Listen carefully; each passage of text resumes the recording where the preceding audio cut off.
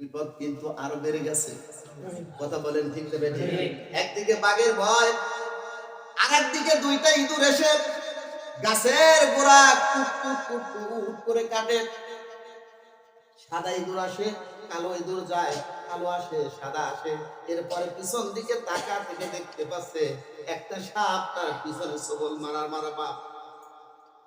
বাদশা চিন্তা করলো, নিচের দিকে তাকিয়ে থেকে দেখতে পাচ্ছে বাচ্চা একটা গর্ত, গর্তের মধ্যে ধাও ধাও ধাও ধাও করে আগুন জ্বলতেছে।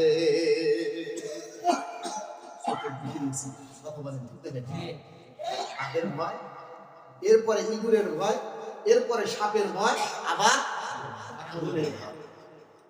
এইদিকে বাচ্চা আবার উপর দিকে তাকিয়ে থেকে দেখতে পাচ্ছে একটা মৌচাক। কিতাবের কিন্তু কথা মৌখিক বলছি না, বানোয়াটি না। মৌচাক থেকে টস টস করে মধু পড়তেছে। বাচ্চা জিহ্বাটা পাতিয়ে দিছে, মধু আহরণ করতেছে, খাইতেছে। হঠাৎ করে বাচ্চার ঘুমটা ভেঙে গেছে। বাচ্চা ঘুম ভাঙ্গার পর থরথর করে কাঁপতেছে। বাঘের তো ভয় আছে, আছে। এরপরে ইঁদুরের ভয়, ইঁদুর যদি গাছের গোড়া কেটে দেয় পড়ে গেলেই মুসিবত। এইদিকে সাপের ভয়, ওইদিকে আবার ধাও ধাও করে আগুন জ্বলতেছে। বাচ্চা সকালবেলা ঘুম থেকে উঠে থর করে কাঁপে।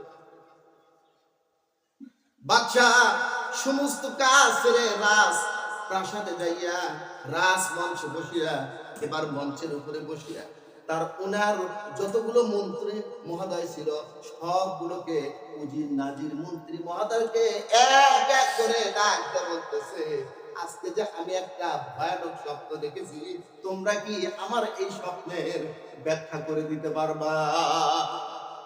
উজিরকে ডাকতে বলে, উজির বলে আমার পক্ষে সম্ভব না। মন্ত্রীকে ডাক দেয়া বলে, মন্ত্রী তুমি কি আমার স্বপ্নের ব্যাখ্যা করে দিতে পারবা? বলে কি? বলে আমি স্বপ্ন দেখলাম বাঘে আমার তাড়াইতেছে। এরপরে গাছের উপরে উঠলাম, বাঘ নিচে বসে আছে। এরপরে একটা ইঁদুর এসে গাছের গোড়া কাটে। এরপরে ওটা চলে যায়, আর একটা ইঁদুর আসে, একটা সাদা ইঁদুর আর একটা কালো ইঁদুর। পিছন দিকে দেখতে পারলাম একটা অজাগর সাপ আমার সবল মারবে মারবে ভাব। নিচের দিকে তাকা দেখতে পারলাম একটা গর্ত, গর্তের মধ্যে দাও দাও করে আগুন জ্বলে। উপর থেকে মৌচাক থেকে টস টস করে মধু পড়তেছে, আমি খাইতেছি। এই ব্যাখ্যা কি তোমরা কেউ করে দিতে পারবা? উজির থেকে শুরু করে ওই মঞ্চের মধ্যে মজলিসের মধ্যে যতগুলো লোক ছিল সবাই স্পেল, একজনের মুখে কথা নাই এই স্বপ্নের ব্যাখ্যা আমার পক্ষে সম্ভব না। বাচ্চা ডাকতে বলল, তাহলে কি এই স্বপ্নের ব্যাখ্যা কেউ করে দিতে পারবে না?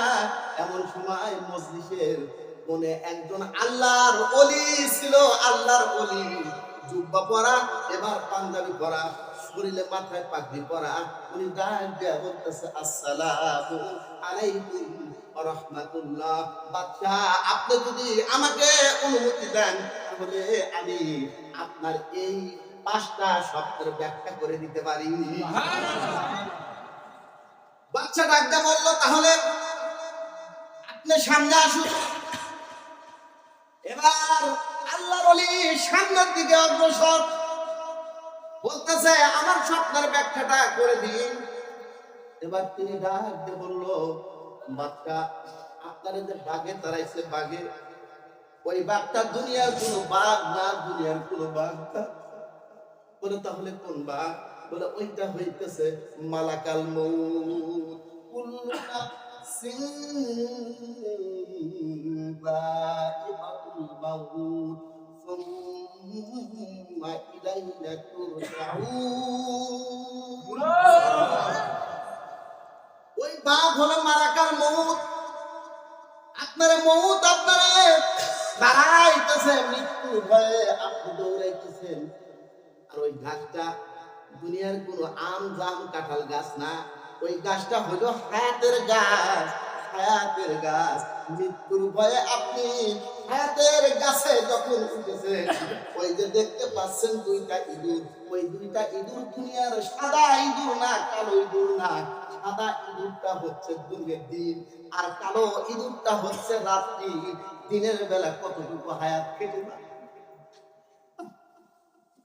সারাটা দিন আপনার কতটুকু হায়াত কাটছে, রাত্রি বেলা হায়াত কতটুকু কাটে বলুন তো। আমার 60 বছরের হায়াত একদিন চলে গেলে, 60 বছরের মধ্যে থেকে একদিন চলে গেল, এক সপ্তাহ গেলে এক সপ্তাহ গেল, এক মাস গেলে এক মাস আমার হায়াতের থেকে কাইটা গেছে। কথা বলেন ঠিক না বেঠিক? তাহলে এবার বলতেছে আল্লাহর ওলি ডাক দেয়া বলতেছে ওই দুইটা না, ওই দুইটা হলো আপনার দিন। একটা হলো দিন, দিনের বেলা কতটুকু হায়াত কাটতেছে, আর রাত্রি বেলা কতটুকু হায়াত কাটে, এইটা তো আমরা স্মরণ করি না, বুঝতেও পারি না। কথা বলেন ঠিক না বেঠিক?